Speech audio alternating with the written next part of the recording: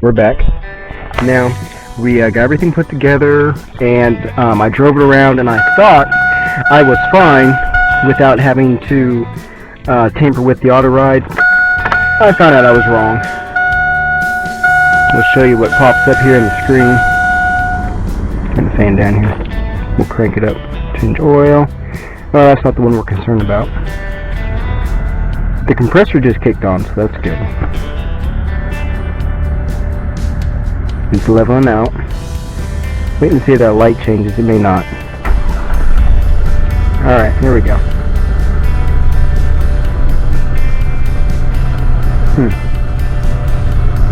Well, it's not coming on at the moment. Ah, there it is. Alright, so there's the light we're dealing with. Service ride control, which I've read about, and I knew that would be an issue. So, no real big surprise there. I was just hoping to beat the system. That didn't work out. So, we'll look here in the shadows at what we need to do. Here's part of the control. There's a switch there. This is a module here. And up in here, we'll show you that later. You've probably already seen that if you look at the rebuild video. That's all the wires. So here's the kit I got from eBay. This is the Connect ER Z55, which is what this has. Shock bypass 1999-2006. So it comes with those. Comes with some basic instructions. What in the world is that? Anyway, so we're just doing the front. Our rear shocks are fine, so that's not an issue. Gives us some basic instructions. I'm going to check and see if there's a fuse I need to pull first before I cut into that. But yeah, so there's the compressor back here and air shocks on here. There's that little dreaded logo right there. But just some issues with dealing with the auto ride. It is a good system from what I've heard. This vehicle has 244,000 miles on it. Had the original orange shocks that we got rid of because the ride quality was terrible. When I would grab up here before, it would rock something terrible, and now it barely budgets. Now we still got an issue with the torsion bars. I'm going to tweak those as well, because if you look, it's kind of propped up a little bit. There goes instructions. That's what we need. So, and if you look at the wheel alignment, it's a little bit I always get these mixed up.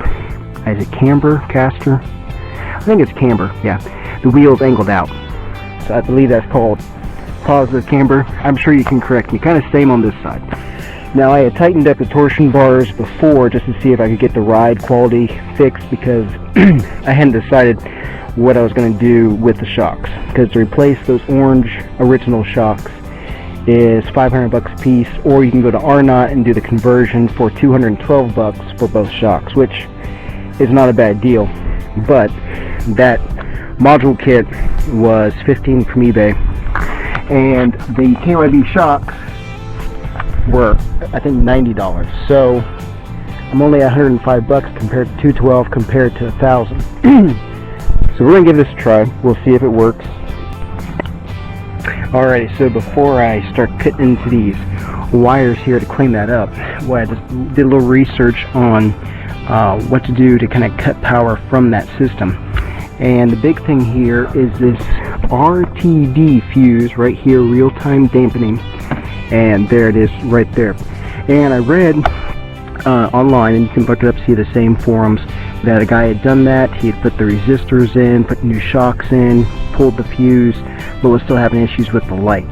So one guy mentioned disconnect the battery first, then pull that fuse, do your work, put your resistors in, reinstall, plug the battery back in, and then put your fuse back in, and that should help. So that's what we're going to do. There's the fuse right there, number 30, and RTD on your cover. Let's get started here. I'm going to go ahead and see if I can get my hands in here and pull off this top connector.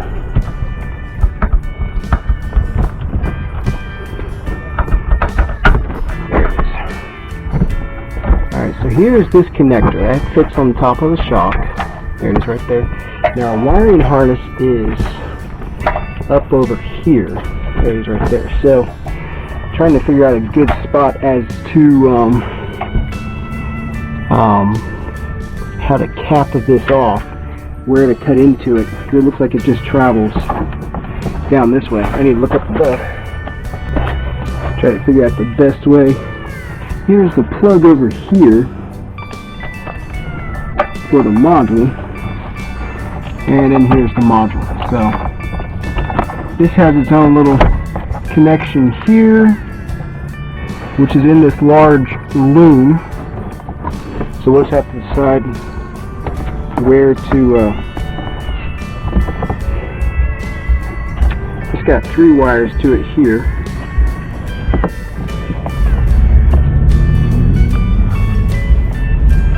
See what this looks like.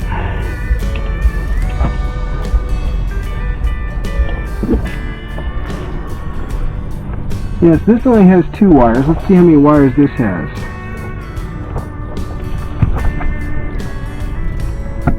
Trying to figure out where the resistors need to go. Okay, this looks like it has just 2 wires. Take a closer look here. Maybe. Get this little cap off here. There we go. Okay, so there we go. We got 2 wires there. So I guess this is where we'll connect our little module. So we'll cut that off. I'm not sure what we're going to do about this plug over here. I guess we'll just put our resistor here. We'll leave this plugged in, and we'll see what it does before we just, you know, start cutting into everything. So there's the one module. So we'll cut our wires here and put this in and crank it up, drive it around, and see what it does. Alright, so we got a little more wire there.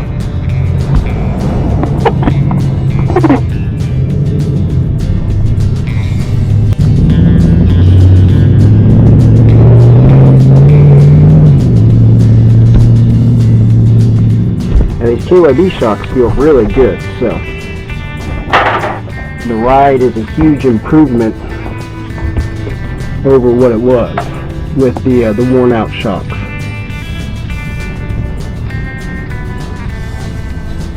Alright, there we go there. Whoa! Hang in there with me. I think the tire rolled. There we go. So we got our two wires stripped there, ready to go. We'll set one of our pins here. Try to make this as easy as we can. Give these wires just a little twist here. Feels like it bottomed out there. Give it a crimp. I can't tell if it did anything or not. I don't think it did much. No, I guess it didn't. Didn't feel like I got a real good grip on there. I think we just kind of gave it a baby squeeze. Let's see if we can get in there. We don't want these getting loose. Give it a good crimp.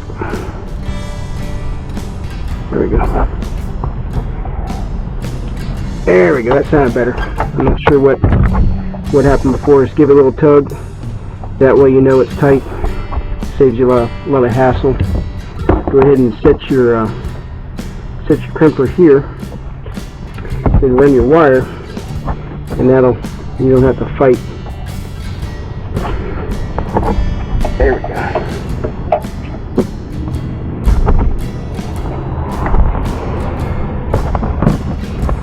This is a tricky part with that second one. Ow! Wire kind of got caught up there. Give it a neat twist.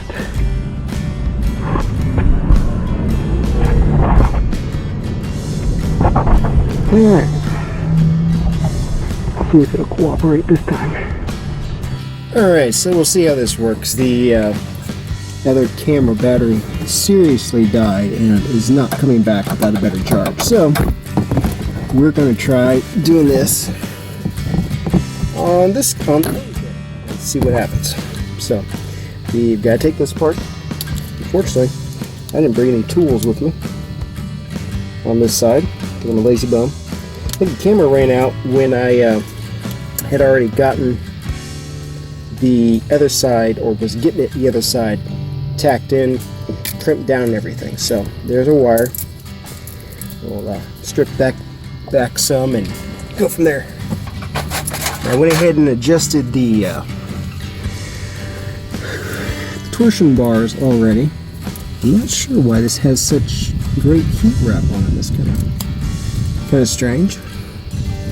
But we'll probably cut it closer this time because that was tricky to get it crimped on the last one. So there we go. I don't intend to go back to stock, so we'll leave just enough here. Just in the case that we would, which I doubt we will. Alright, now like I said on the other video, we're going to leave this connection down here intact because the resistors do come set for 2 wires. So these are the 2 wires for the system, so we'll use logic and say this is where the resistors go, and if we leave the rest of it alone, then it should work. I don't know that. I didn't quite research that far. So we'll find out if that's an accurate statement.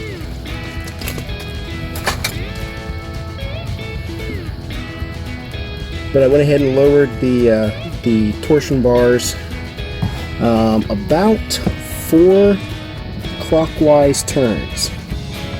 That's supposed to be the way to lower the torsion bars. Counterclockwise is you raise torsion bars. Clockwise is lowering them, just in case you're wondering. So, and obviously have the wheels off the ground. It helps with not breaking any components. Well, that's gonna help. All right, get on there, you. All right, get that squoze on there. Feels good. Wire's not moving around. Go ahead and put this one on here. We need to strip this back some more. Alright, there we go. There's that. Got a little more. Be real careful, we don't need to make any more shorts in this than necessary. There we go. Alright, so now we can get our crimper on here and give it a squeeze and line up our wire.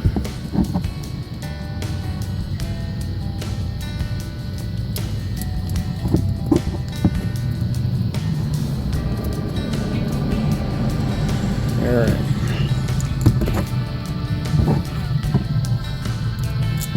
There we go.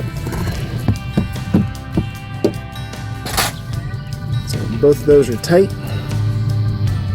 Now what I'm going to do is just zip tie this right here for the moment. I'll go drive it, see what it does, and then come back and if everything checks out right, then we'll see how it goes.